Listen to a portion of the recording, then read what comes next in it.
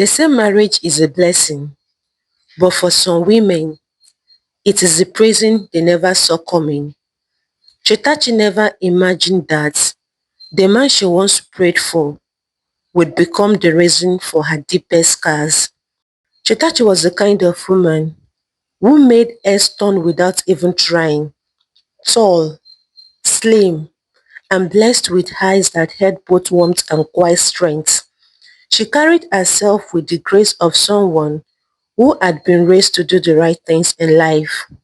A university graduate, disciplined and hardworking, she had dreams of a good job, a loving family, and a peaceful home. But sometimes, dreams don't always come true.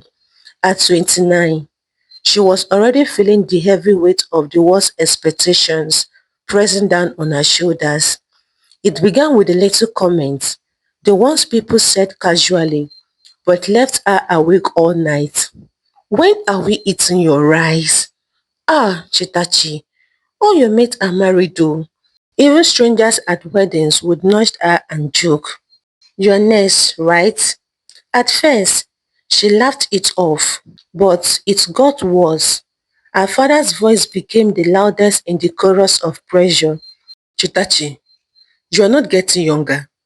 It would remind her almost every week. A graduate should be in her husband's house, not staying here doing nothing. The words stung more each day. She was working as a teacher in a private school. The pay wasn't much, but it kept her afloat. Still, in her father's eyes, that was not enough. To him, a woman's real success was marriage. Her mother was softer, but no less pressing. My daughter, just find a good man. Do it quickly. People are already talking. Each conversation felt like a clock ticking in her head. Her friends weren't helping either. One by one, they got engaged, married, and started posting pictures of honeymoons and babies. Every wedding she attended made her feel smaller, lonelier, and more desperate. By the time she met Ugonna, Chetachi wasn't just open to love, she was starving for it. She didn't want to admit it, but deep down, she had decided that the next man who showed her real attention might just be the one. It was a bright Sunday morning, the kind where the sun painted the church compound in warm gold and the quiet voices floated like soft waves. Service has just ended, and Shetachi, dressed in a simple but elegant blue gown, was making her way towards the church gate when she heard a deep voice behind her. Excuse me, sister, you dropped something. She turned, slightly startled. Standing before her was a tall, broad-shouldered man in a crisp white shirt and black trousers, holding out a church bulletin. His smile was warm, his eyes sharp but kind. "Thank you," she said, taking it. "My name is Ugonna," he said with a small bow of his head. "I've been seeing you around here, but I guess I finally found a reason to talk to you." The way he spoke, calm, confident, made her cheeks flush slightly. They exchanged pleasantries, then phone numbers. That evening, he called. The next day, he called again. Soon, it became a routine. Their conversation flowed easily, filled with laughter, light teasing, and questions about each other's life. Weeks later, he visited her in a private school where she taught. Chetachi colleagues were impressed, not just by his looks, but by the shiny black Toyota SUV he drove into the compound. "Ah, Chetachi, your man is fine oh, and he drives a big car," one teacher whispered excitedly. The admiration in their eyes made her heart swell. She thought, maybe, just maybe, my luck has finally changed. At home, her parents were overjoyed when they heard about him. Her father couldn't stop boasting to relatives, and her mother began eating about weddings. In the first few months after they met, Chetachi and Ugona's love seems to blossom like flowers after the rain. They talked every day, laughed often, and spent as much time together as her schedule allowed. Ugonna was charming, always full of stories about his busy work schedule at the oil company he claimed to work for. But there was something odd, something Chetachi noticed but brushed aside. Whenever they went out, Ugonna never bought her anything, not a single gift, not even a meal. And every time it was time to pay for something, he would pat his pockets, shake his head and sign, "Ah, my ATM card is misbehaving again." Or, "The machine didn't dispense my cash. I will sort it out later." Shitachi never complained. She simply pulled out her purse and paid. She told herself, "It's just a phase. Things happen." Besides, he was working in an oil company. Surely money wasn't really a problem. One Saturday afternoon, Ugonna invited her over to his house. But when she arrived, she realized it wasn't really his house. It was his sister's. She was polite to the woman, greeted her warmly, and was even more polite to the man of the house, Ugonna's brother-in-law. But as she sat in the living room making small talk, she noticed the man looking at her strangely. It wasn't a hostile look, it was pity. The kind of look someone gives you when they know something you don't. After Ugonna stepped out to take a phone call, the man leaned forward, his voice low. "My sister," he said softly, "do you know what you are getting yourself into?" Chetachi frowned. "What do you mean, sir?" He sighed deeply. "Ugonna doesn't work in any oil company. In fact, he doesn't have a job at all. This house, that car you've seen him with, they are mine. Everything you have seen him use is borrowed." The word felt like cold water poured over her heart. She just sat there, staring at him, her ears ringing. When Ugonna's sister walked in, she too spoke gently, almost apologetically. "My dear, I'm telling you this because I'm a woman like you. If you marry him, you will suffer. Please think about your life before it's too late." The moment Shetachi left Ugonna's sister's house that first time, her chest felt heavy with doubt. She couldn't keep it inside any longer. That evening, she confronted him.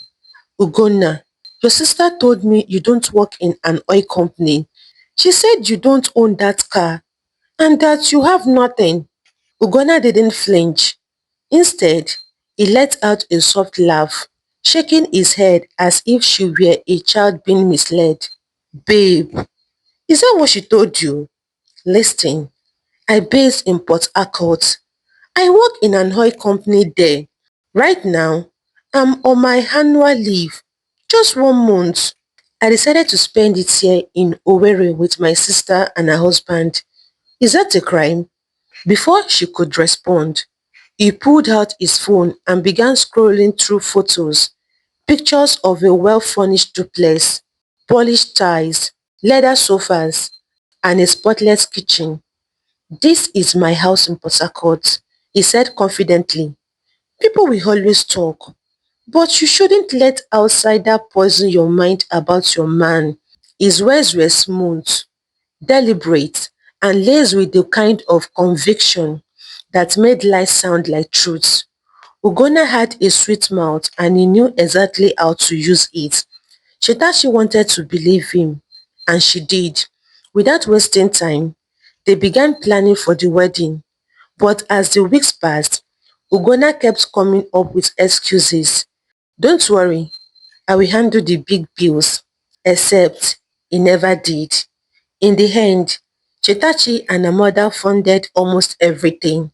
The hall, the food, the drinks, even the photograph. When they finally ran out of cash, Chetachi decided to visit Ugonna's sister again to ask for help.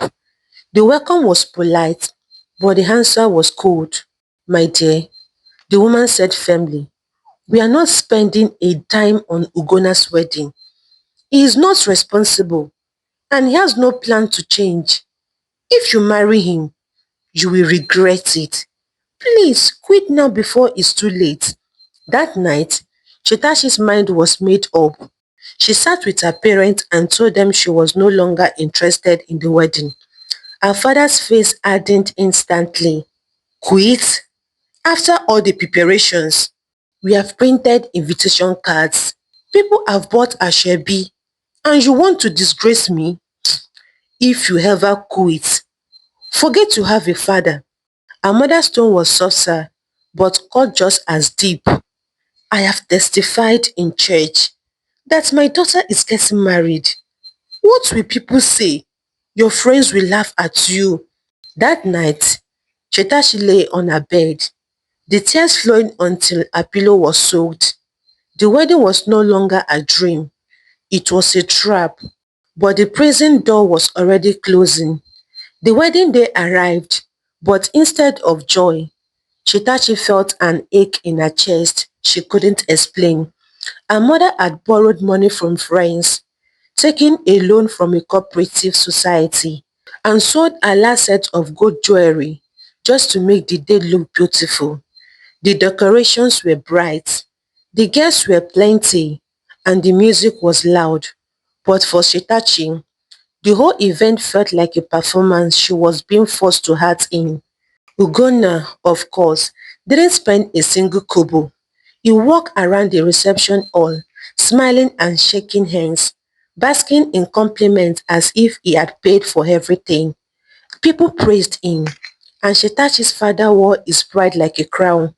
After the wedding, instead of returning to a home, they spent 3 weeks in a hotel room. Chetachi footed most of the bills until her mother stepped in again. Finally, with her mother's help, she rented a small apartment and furnished it completely. Bed, chairs, curtains, kitchen utensils, everything. Ugonna didn't contribute a thing. It didn't take long for the real nightmare to begin. Ugonna's temper was quick and violent. If she asked for money for food, he accused her of spending too much. If she questioned where he had been, his hand would meet her cheek before she could finish the sentence. The first slap shocked her in silence. The second came a week later. Soon, it became a pattern. The first pregnancy ended in blood after a night of shouting and shoving. She was only 3 months along. She told her mother in tears, but the reply was the same. My daughter, pray. Marriage is not a bed of roses. She prayed. She fasted. Sometimes she went for days without food, begging God to change Ugonna. The constant fasting, the stress, and the pain slowly began to eat at her health. She developed ulcers and lived on painkillers just to get through the day. The second pregnancy ended after another violent argument. This time, he pushed her against a wall. She bled through the night while he slept. By the third miscarriage, Chetachi felt completely hollow inside. She was afraid to sleep next to him, afraid to speak, afraid to even breathe wrong in his presence. But whenever she hinted at leaving, her mother's voice would come again. My daughter, continue to pray. God will touch his heart. To the outside world, Chetachi's life looked perfect. She and Ugonna appeared in matching outfits at church, smiling for photos. On social media, she posted carefully selected pictures of them at weddings, dinners, and family events. Her friends envied her, leaving comments like, couples go, and God, give me a husband like Ugonna. But behind those polished images was a bleeding heart. Each smile in the pictures was a mask. Each laugh was a performance. Every time she clicked pause, she was hiding the bruises under her sleeves and the tears she cried in the shower. Then, things got worse. Ugonna began bringing other women into the house. Sometimes, it was in the middle of the day while she was cooking. Other times, he didn't even bother to hide it. If Shetashi dared to speak, his response was always the same. A blow, a slap, a violent shove against the wall. One night, after she confronted them quietly, trying not to provoke a fight, he laughed in her face. If not for self-pity, he sneered, "You will still be in your father's house right now. Don't forget, it was desperation that made you marry yourself. You paid for your own wedding, remember? I didn't marry you. You married yourself." The worst lies deeper than any slap. She went to bed that night with her back turned to him, her face buried in her pillow, so he wouldn't hear her sobs. The room felt colder than ever, and so did her heart. She realized he had been clinging to a ghost of hope, the belief that one day it might change. But now, even hope was gone. Ugonna had not only broken her body, but he had also crushed her spirit. And in that moment, something inside Chetachi began to shift. A quiet, dangerous resolve that she could no longer stay in this prison called marriage. One night, Chetachi sat on the cold floor of her kitchen, her lips trembling as tears streamed down her bruised cheeks. Her hands shook as she held the small bottle of rat poison, her heart pounding so loudly it drowned every other sound. The beating she had just received still echoed in her bones, and her spirit felt crushed beyond repair. She twisted the cap slowly, ready to end it all, ready to silence the pain forever. But then, a whisper rose in her heart, clear and sharp like a voice sent from heaven. "Don't die for someone who will remain and live as if you never existed." The words pierced her soul. She froze, staring at the poison in her hands. Her breath caught, and slowly she set the bottle down. A deep sob escaped her, not of defeat, but of something she hadn't felt in years, a spark of strength. That night, she didn't sleep. Instead, she began to plan. For 5 years, she had endured abuse, humiliation, and betrayal. She had lost herself trying to keep a marriage that was already dead. But now she made up her mind she would leave. It wouldn't be easy. Ugonna had broken her physically, emotionally, and financially. But Shitashi knew one thing for sure. She was done dying while alive. For the first time in years, she whispered to herself in the darkness, "I will live and I will be free." The day Shitachi left, she did not cry. There was no packed bags, no argument, no warning, only silence. And the woman who had finally reached her breaking point. It was a cold Tuesday morning. She had gone to the pharmacy to buy painkillers. Her body was still sore from another round of beating. This time, because she refused to give Ugonna her ATM card.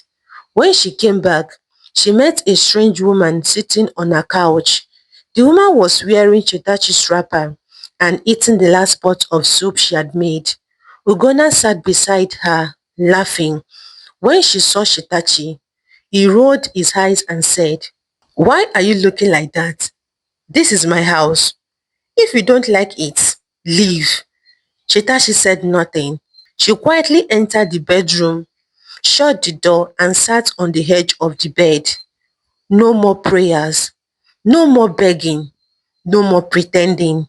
She looked into the mirror. Her face was pale and tired.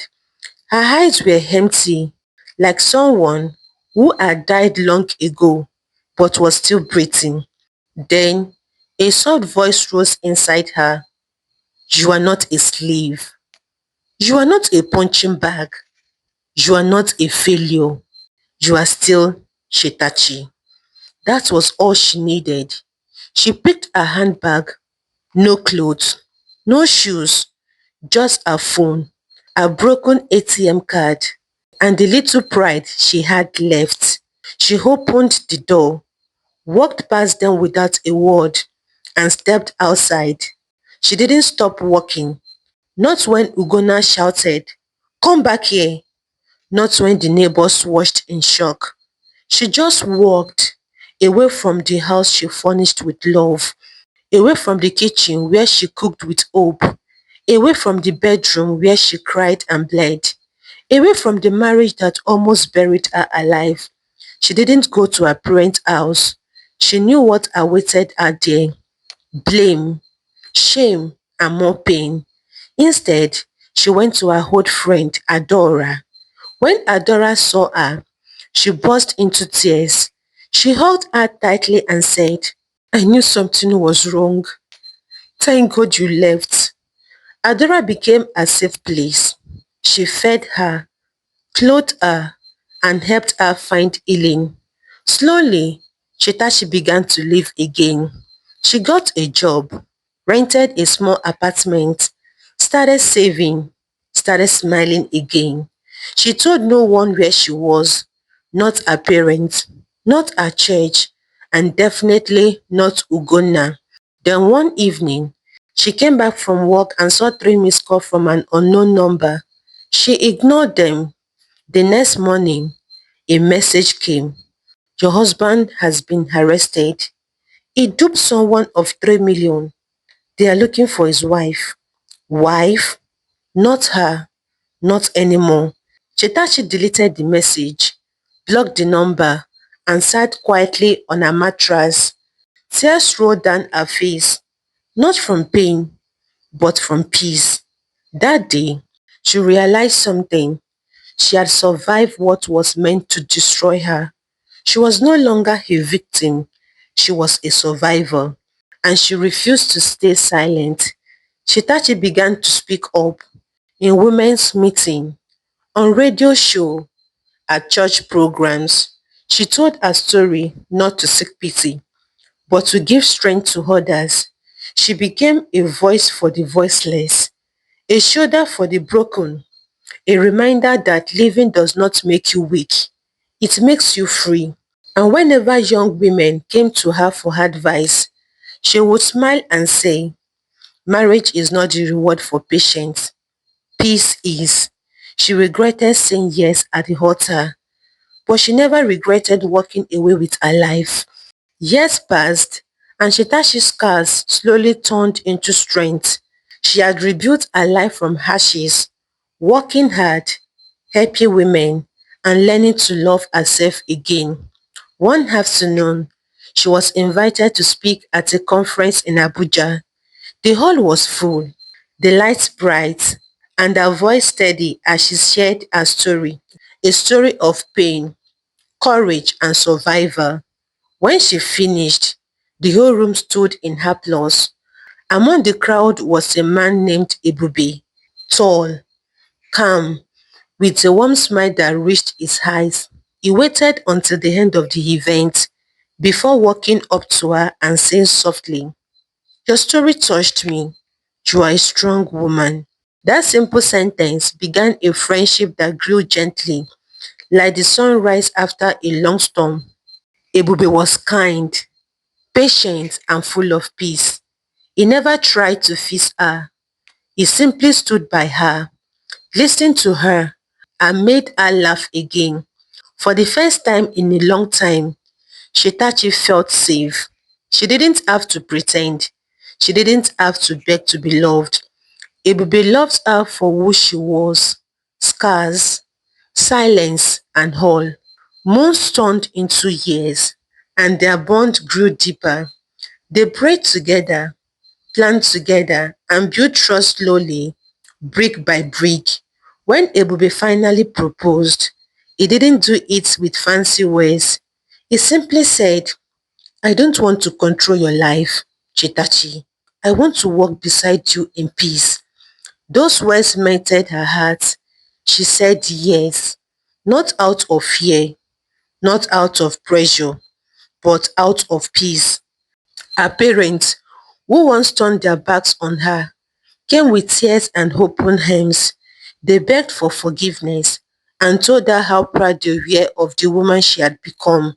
Chetachi forgave them, not because they deserve it, but because her heart has healed enough to let go.